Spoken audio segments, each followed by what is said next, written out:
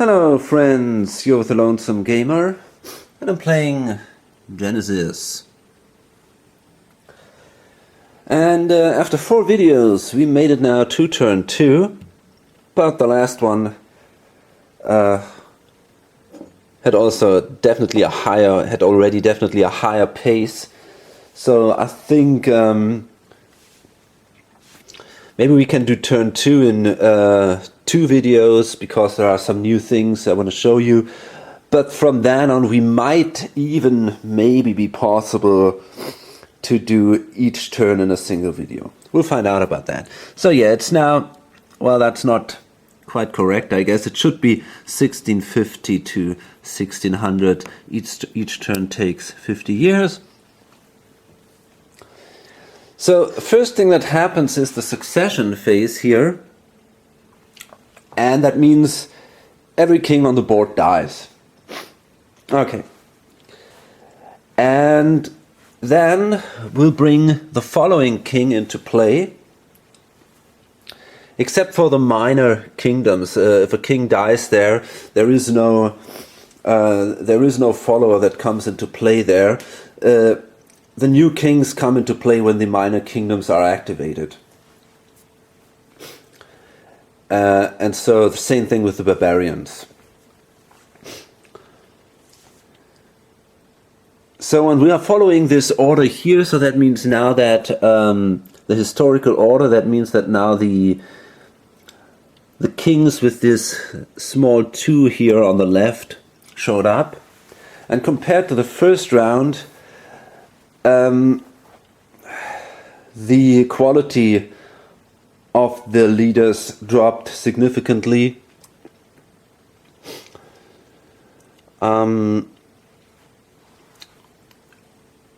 Mitanni has a pretty good leader, Baratarna. And, well, Samsuhuna in Babylon is still kind of cool. The others are not that great anymore. We have here Hattusili, has also a campaign rating of 3, which is pretty good, but not amazing. And Apepi is a pretty bad pharaoh. Still a little better than its predecessor, but yeah, still not very good. And here, Ishmedagon the First, he's also a pretty bad leader.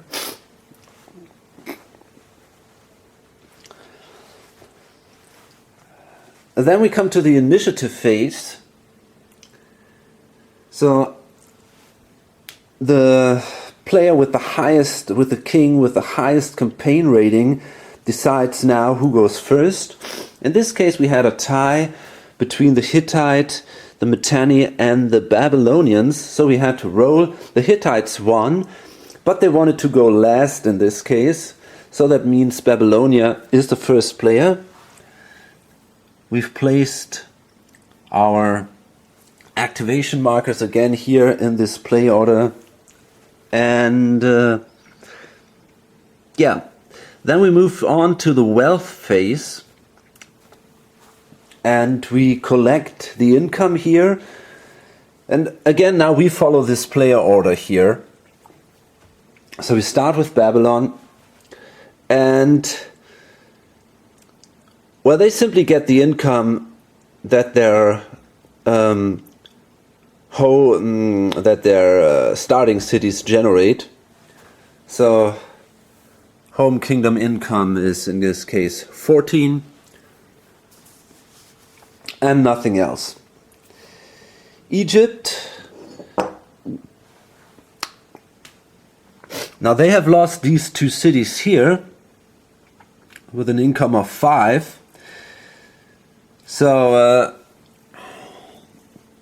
their home kingdom income is only 10 then, but they managed to capture Gaza, Jerusalem and Megiddo. And we've already seen that in the last turn. It is possible for them to trace a trade route if they follow these sea passes, and that's allowed. So they gain 1, 3, 6 from these 3 cities. That means overall they gain 16 bucks. And now they can try to collect tribute from these non-home kingdom cities. Okay, now how does that work? Well, basically you say how much tribute you want from a city. You can get up to a maximum of the economic value of that city. So in this case, Gaza will give you a tribute of 1. Okay, fine. It's possible that the city will revolt if you want tribute from them. To check that, you roll a die, and if you roll, I think, equal or higher than the tribute you wanted, you're fine. Is it equal or higher, or is it just higher? No, it's higher. Okay, so in this case, if we roll a 2 plus, we're fine, otherwise the city revolts. Okay, so no problems here. We also take the full amount of money from Jerusalem, which is 2 bucks. So we roll a die, and this time we rolled lower. So they want to revolt, but we got 2 units in Jerusalem. So that means we got to check if the revolt will be suppressed right away. We add the defensive strength of the city, which is in this case 0, plus the economic value, which is in this case, which is 2, and subtract the number of infantry units. So that comes to 0, and then we have to roll higher than the result. So it's an automatic victory for me. The revolt is suppressed, and yeah, no reason to be afraid here. No matter if a city revolts or not, you get the money.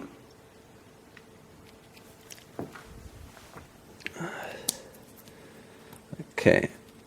Man, that's a little. Gosh. Damn it. Okay. Let's keep them here. And finally we got here Megiddo, and I'm gonna take 3. Okay, again the city will revolt, but so they have 0 here. So 3, that's the economic value, minus 1. So I gotta roll higher than 2, and I managed to do this. So no problems here either. Okay, so I follow this procedure now with every other kingdom too, and I'll be back after the wealth phase. Okay, so not too much interesting happened. Mitanni generated quite a bit of money, about 20, nearly 30 bucks. Syria is with 27, but the Hittites are really rich. They have 30, 40, 45 bucks. So yeah, that's a lot of money. We've seen one revolt here in Terga, some really poor rolls there. So how to stop the revolt? Well, you need to have a higher number of soldiers in the city at the end of a movement step than the defensive strength of the city is. So this city now has a defensive strength of 0, so moving a single unit there is fine.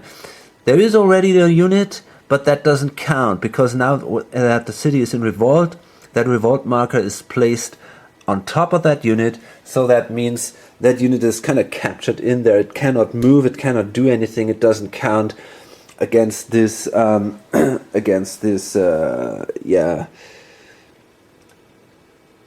this amount of units you need to end the revolt. Okay, so now we come to the manpower phase. And first we come to the manpower growth step here. So we got to roll for manpower growth. That's more or less the overall population that grows in these kingdoms. You know, with the centuries, more and more people live there, and that means that the armies could also become bigger and bigger, because obviously it depends on the citizens you have, on the number of citizens you have, or at least at that time it depended on the number of citizens you had, how big your army could be. If you don't have any people to fight with, well, you won't have a big army. So we see here this manpower maximum. For example, in Babylonia it's at 20. Now what we do is we roll on a table the manpower growth table. And let's find out what happens. That's a 5, that's pretty good. For the 5, that means +2.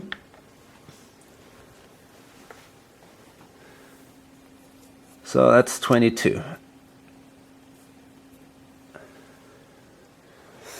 It's important to see that you can recruit more people than your manpower shows during a turn. But at the beginning of the turn, you will always fall back or go up to your manpower maximum, no matter how many units you have at the end of the last turn. That's a very, very important idea here. Okay. Then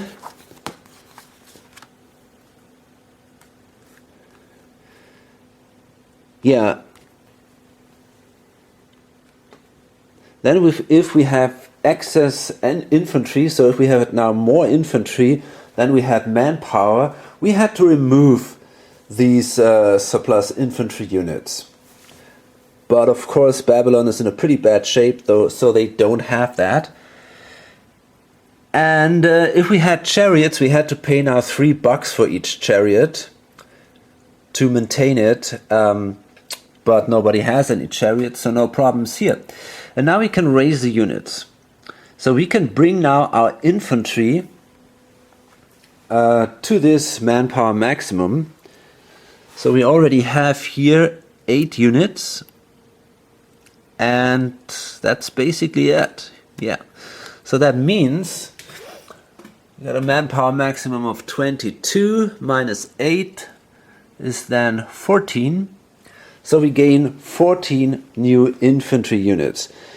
We can place these guys anywhere in our home kingdom. We can distribute them in any way we want. There's no limit, except in a destroyed city of our home kingdom. There it's not allowed, but apart from that, we can distribute them in any way we want. 14 units, so that means we can place them all here, which gives us a pretty nice army. And that might be enough to do some campaign here. But we cannot place them, by the way, in one of these non-home kingdom areas that we conquered during the turn. So, for example, the Assyrian player would not be allowed to place his new units all in Zippat. And by the way, I think there will not be many new units, because he already has such a big army, and for him also the manpower maximum is relevant. Okay, so after raising now these infantry units, and we place them all here in Babylon, we could also raise chariot units, but nobody has a chariot technology right now, so that's not possible. A chariot unit would cost $5 to raise, and we could also place it somewhere here in our home kingdom.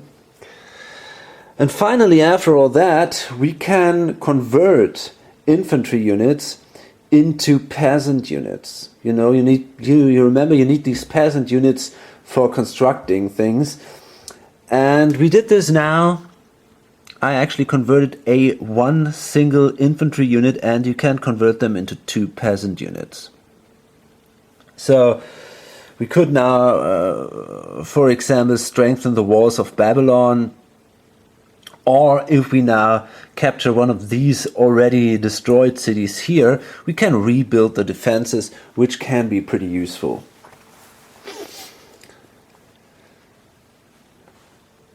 Okay, so yeah, that's basically the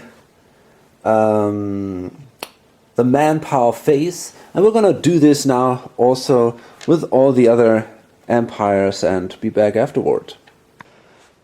Okay, now just wanted to show you here that Egypt, for example, they converted quite a few units into peasants. Well, not too many, but 3. One here in Gaza, another one here at Jerusalem, and another one down here at Thebes. They're not only good for constructing, the other thing is they don't count against the manpower maximum. So,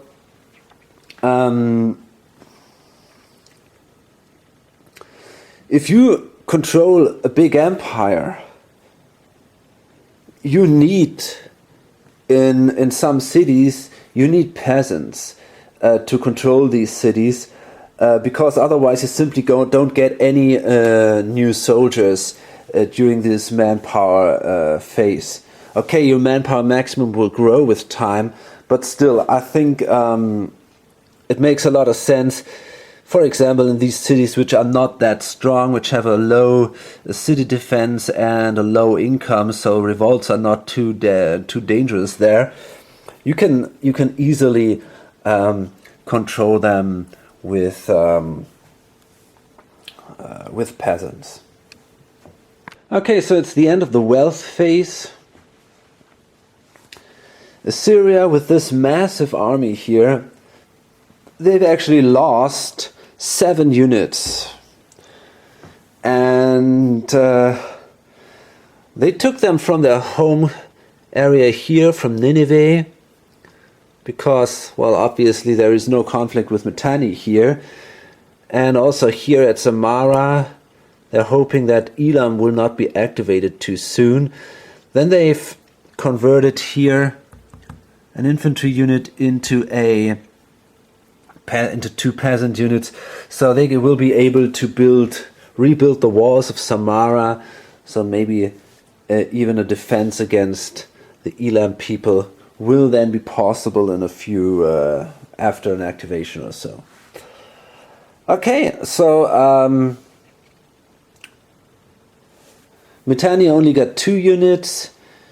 The Hittite didn't get a single unit. They were already exactly at their population maximum, so they also decided to change 3 infantry units into 6 peasant units. You can see here these 2 cities, they are not so much threatened as long as Qatna and Karkemish hold, so they can be controlled by peasants. Okay, and yeah, that's then the end of this manpower step. And finally, we come again to the activation phase, and we start again with the player order here and with the Babylonian player. So the Babylonian player, he has drawn a barbarian invasion right at the beginning of 1650 here. So we got a roll, and this could now mean a lot of trouble for Egypt, because if we roll the Sea Peoples again, then there will show up more counters here, and they will activate, and they could really do a lot of damage then to Egypt. The other option would be, or another option would be the Libyans, which would also show up right next to Egypt then. So therefore, we'll see what shows up. Now that is an 8. No, that's a 9 actually. And a 9 is the cash cans. So therefore,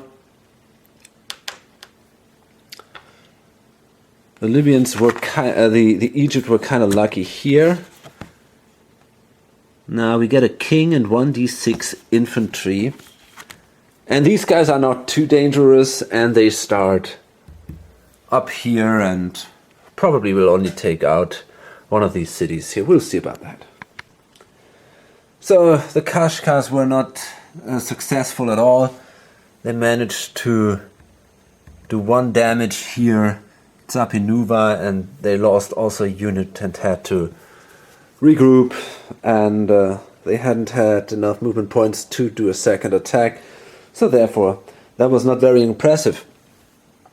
But now we do a construct action, and we haven't done that before. The Babylonians will lose their peasants. They pay $2 to improve the defenses of Babylon. So improving the defenses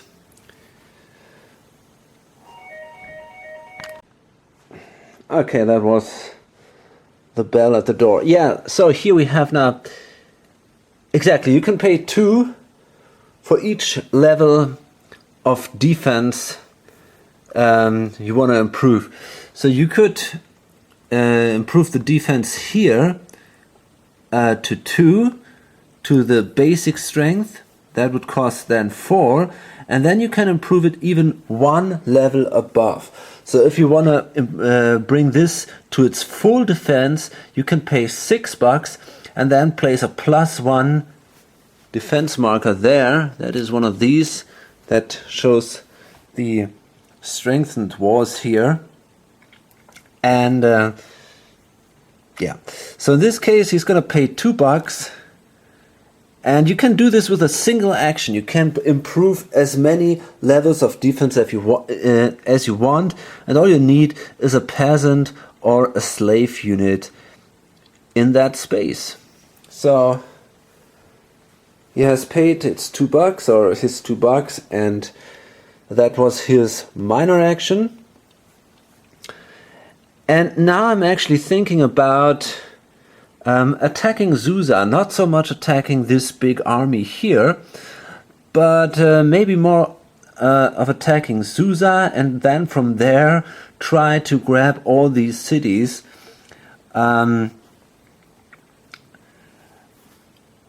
Which have now no defense value at all.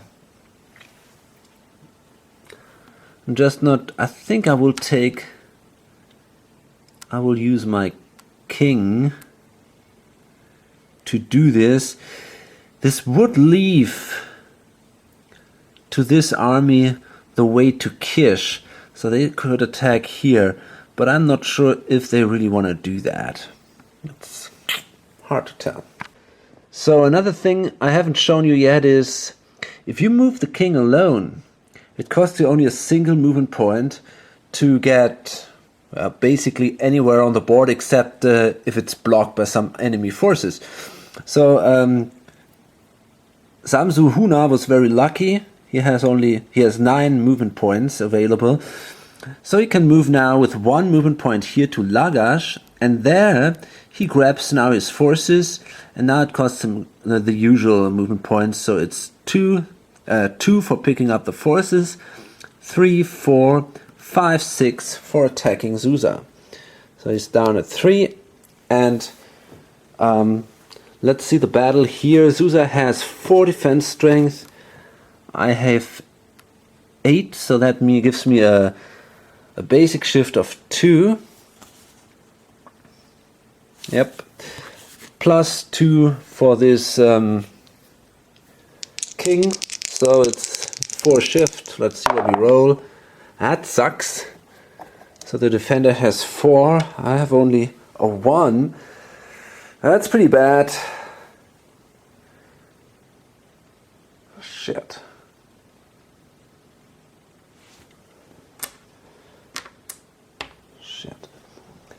Well, I can bring this down to a 1, so I lose 10%, and the battle is a draw. So I have to regroup here. And, well, I lose a unit, I guess. That was a pretty bad roll here.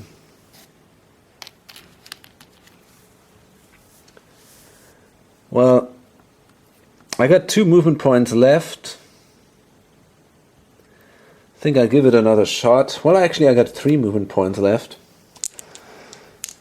But I'm pretty sure I'm not going to be successful this time too. So let's see again. We got 4 shifts again. Is that so? I'm not even sure anymore. It's 7 versus 4. No, it's only 1 shift left. So it's 3 overall. Okay, at least that's not so bad this time. Well, we can bring this down to... Shit.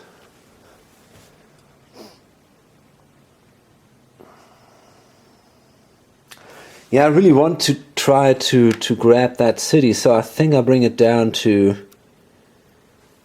80% maybe. 80%.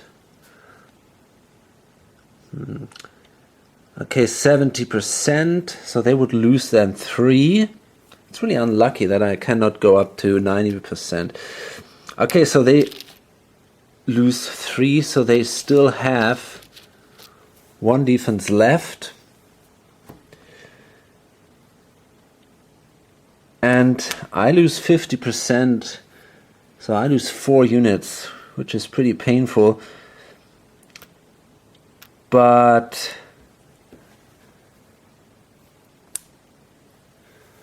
at least in the next turn, I'll probably be able to take the city out then.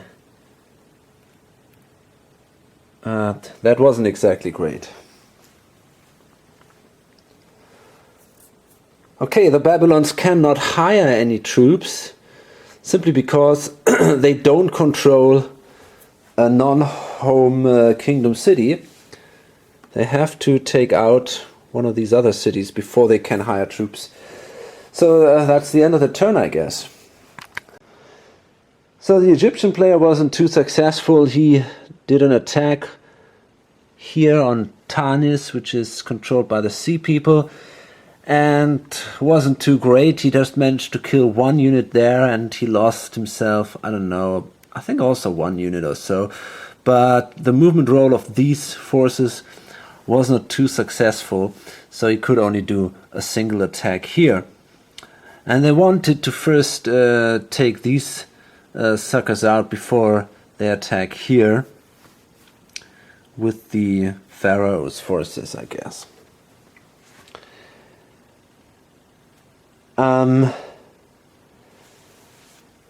Mitanni moved up here and grabbed the city here and hired a few units there, a few here. They rebuilt the city walls of Mari, so this is now has a defense strength of 3 again. And finally they're gonna do a minor movement, and they don't have to roll here, and they simply move 1 space, because a 1 is always what you roll, at least a 1, and that means they can now remove the revolt marker here, because it is more than the city's defense.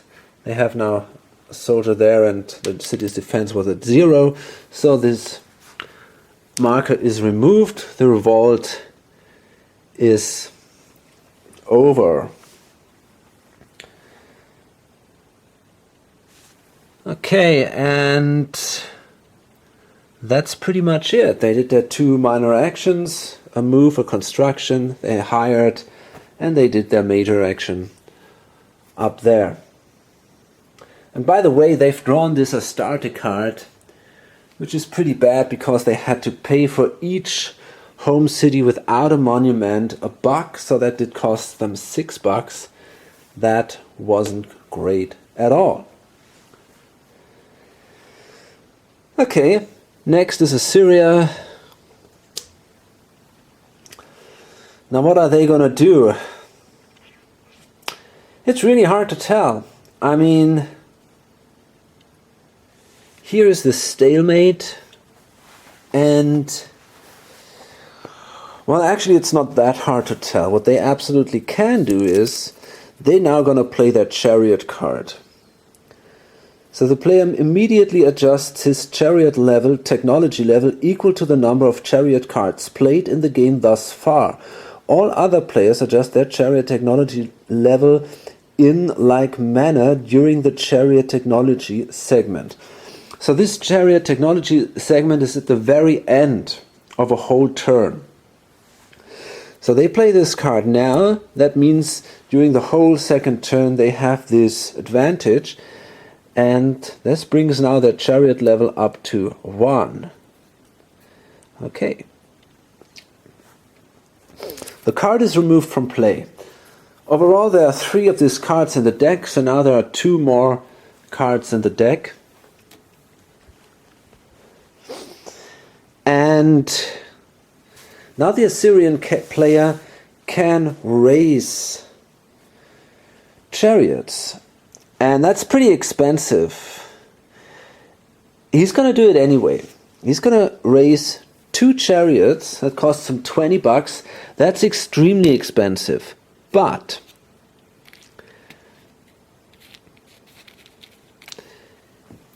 if you have, well, they're not that strong, as you can see. They only give him 2. They also only these are 2 chariots now. And depending on the chariot technology level you have, you get as many battle points for each chariot as the technology level shows. So if you have a technology level of 1, you only get 2 technology points for 2 chariots, right? If you got a level of 2, you would have gained 4 battle points for 2 chariots. But that's not why they are good. Chariots are strong because if you have more chariots than your opponent, you get 2 additional shifts. If you have chariot supremacy, which means you have 3 times the number of chariots than your opponent, then you get 5 shifts. Now, if your opponent has no chariots at all, you need 2 chariots to have chariot supremacy. That means as long as nobody else has chariot technology, he will gain now 5 shifts when using his chariot against anybody else. And this is a very, very powerful thing. The question is now,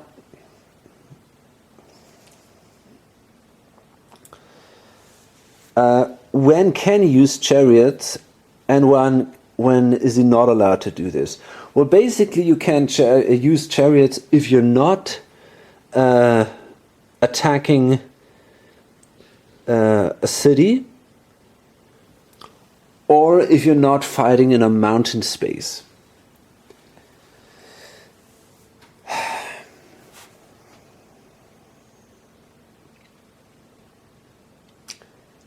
So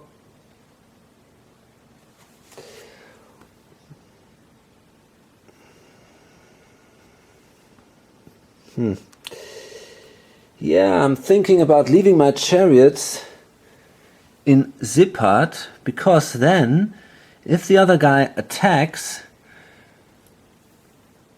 because the walls are destroyed anyway, we will fight on open land and don't use the city as a defense. So we can use our chariots then, and that's definitely a big advantage. So therefore, I'm really thinking about doing this.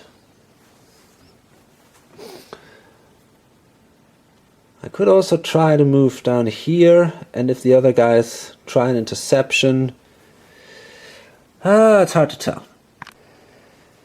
So it wasn't easy to figure something out for the Assyrians. First they did a minor move and simply captured Hit, which was unfortified and empty.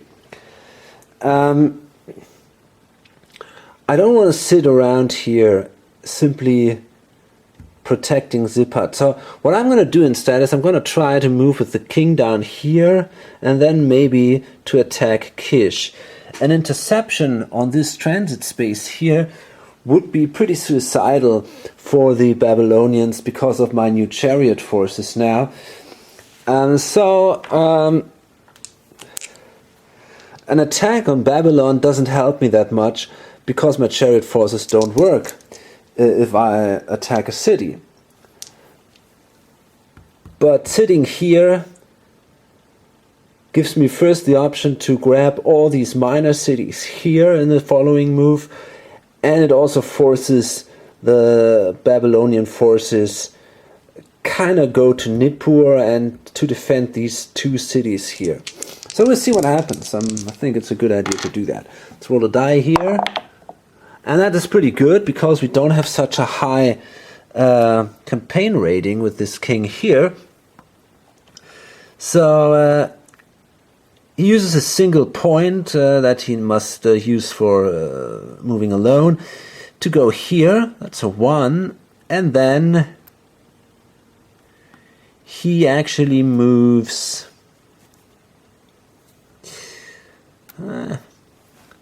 thinking about leaving a single unit behind. So and then he moves, he grabs these people. That's 2, 3, 4, 5. So that brings this down to 2. And I'm going to attack now Kish. And let's see, we got a strength of the chariots don't count, so it's 9, 10 versus 2. So we got 5 shifts plus 1 for the king. Okay, that looks very good. So it's 6 shifts. So we can reduce this to 0 and bring this up to 80%, and that then will destroy the city or the walls of Kish. To destroy the city, we would have needed now 3 movement points. We only have 2 left, so that's kind of lucky for Babylon. And we gain $2 for plundering the city.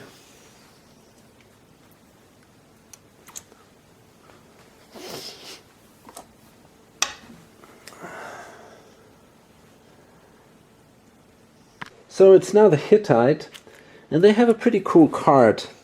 The Begad effect, independent expansion. The player may move 1 peasant unit from a city space he controls to any unoccupied independent city space within 4 spaces of where that peasant unit starts. Okay, that's cool because, well, he kind of converted 1 infantry into 2 peasants units here. So, well, he's going to keep 1 here now. But he can take another peasant unit, which is here. And now move these guys 1, 2, 3, 4 here to Tyre. Right? So therefore, kind of moving the border quite a bit closer to the south. And that is pretty awesome for him. So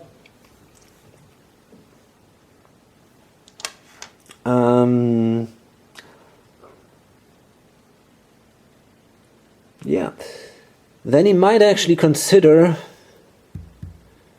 hiring 2 units in Tyre, and I think that makes kind of sense. And I'm wondering what to do then. Trying to grab these. The problem now is that I could also build a wall here. Wow, I don't know. I think I'm going to move with a miner, with a peasant over here to Qatna. Yeah, that makes sense for me. And then rebuild the city's fortifications here. So I think I'm gonna pay $8 here.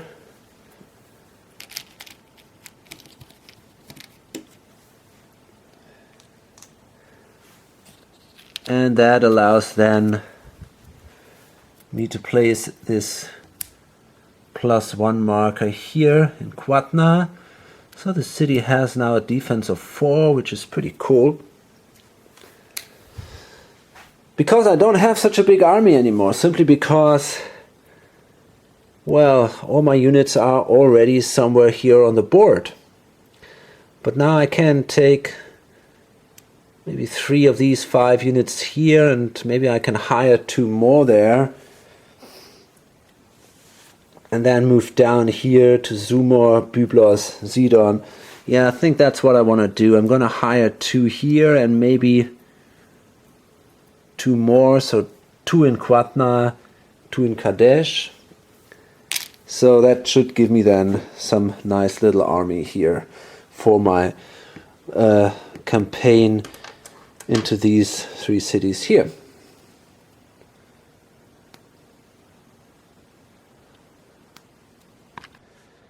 So the Mitanni leader, or the Mitanni player, actually decides to try an assassination here on Hattusli, because yeah, he definitely thinks that the Hittite player is getting much too powerful.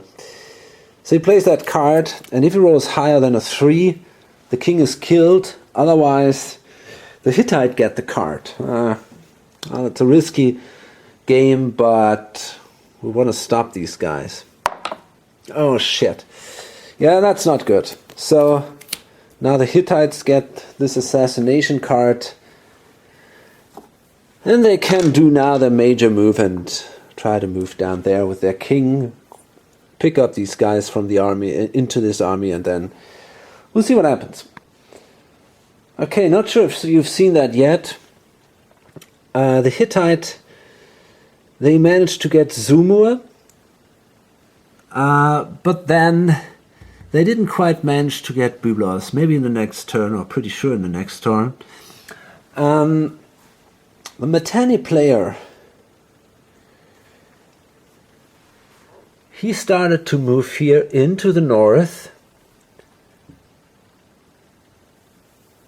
grabbing Ishuwa, and then crossing the mountains here, and attacking Malatia, and also gaining this.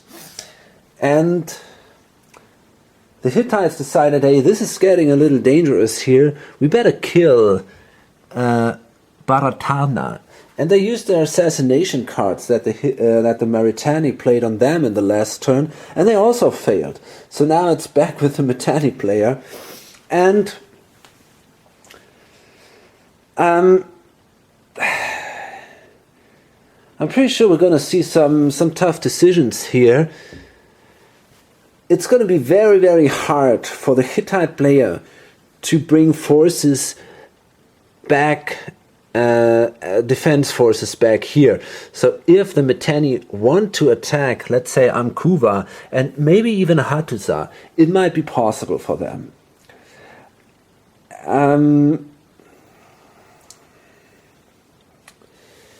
Still,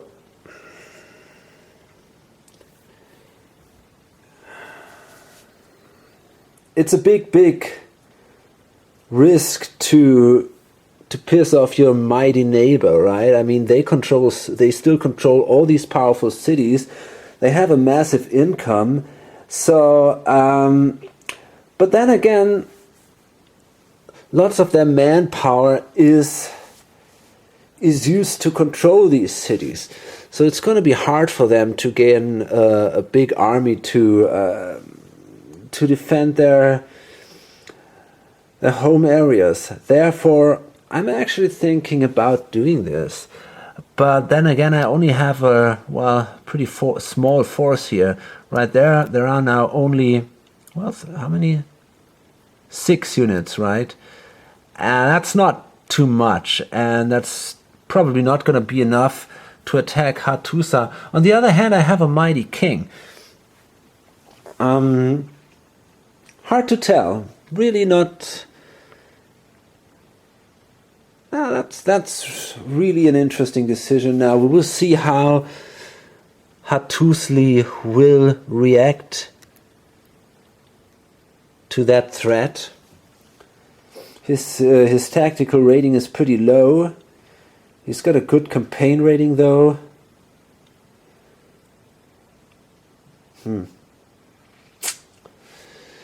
Maybe he can hire a few more units in Karkemish and then move from there.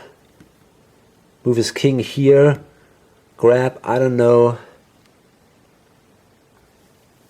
5 guys and then move north. Sounds like a reasonable idea, but I'm not sure yet. So let's do one or maybe 2 more activations before we load this up. The Babylonian player is in deep trouble. They decided to attack Susa. They managed to get it. But they cannot move into Nippur to hold that space or to protect that city, because then we'll probably see an interception from Ishmedagan, and that's a pretty risky thing. Well, maybe not. Let's see how good the chances are for him to intercept. Maybe we can take that risk, actually. It's not that great. So let's see.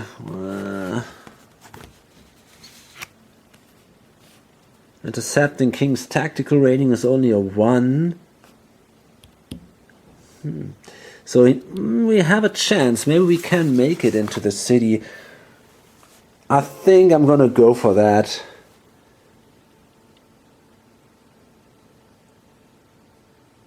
It's hard to say. I mean, we only have 2 units there.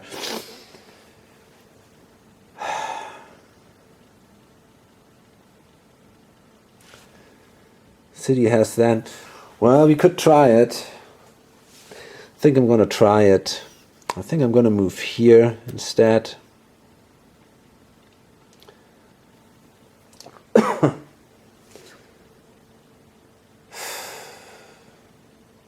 Wow. That really sucks. Yeah, let's find out. Maybe it's worth it, maybe not. I mean, I'm pretty much lost with these guys anyway. So, intercepting from a city space. That's what they actually do. So, hey, I mean, they need at least a 9 to be successful here. No, that's not true. An 8 because of the tactical rating. Oh, let's find out. They don't have that. Okay. So now they are sitting in Nippur, and I'm not sure if that's good enough to protect the city. I doubt it, actually. But there's at least a little chance now. If we can get another turn, we might be able to... Nah. There's not a lot we can do. Maybe we can move a few units from Babylon then to Nippur, but this is all looking so bad.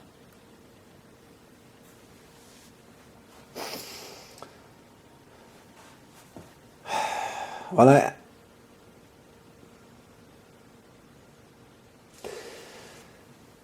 I could think about moving a single unit to Nippur with a minor move, but that's a pretty bad idea. There are 2 interception options then, one here and another one here. I think I don't want to try that.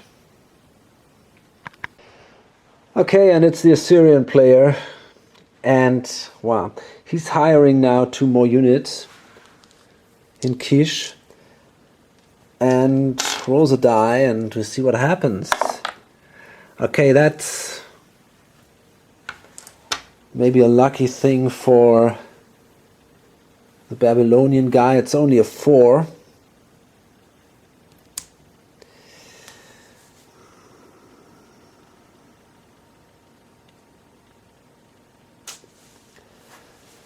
I wonder if I should attack now Nippur or not.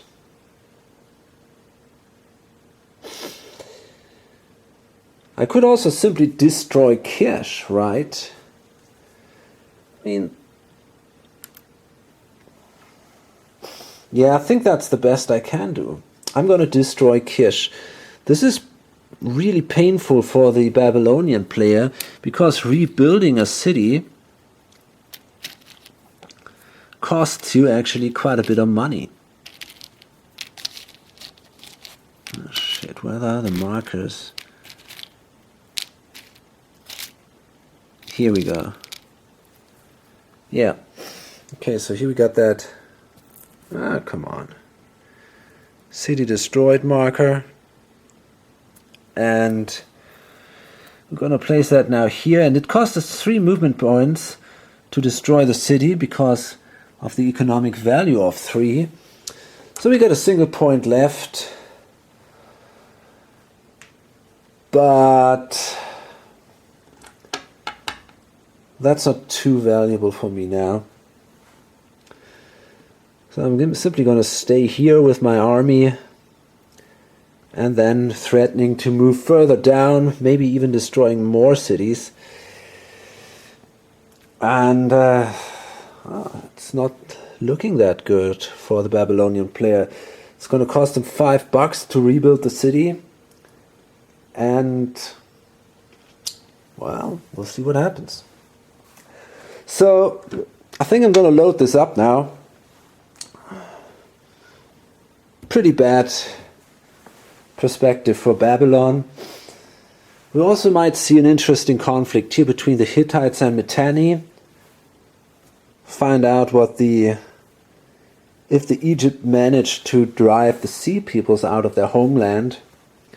So yeah, there's some interesting things to see, I guess. Hope to see you in the next video or on lonesomegamer.com. Bye.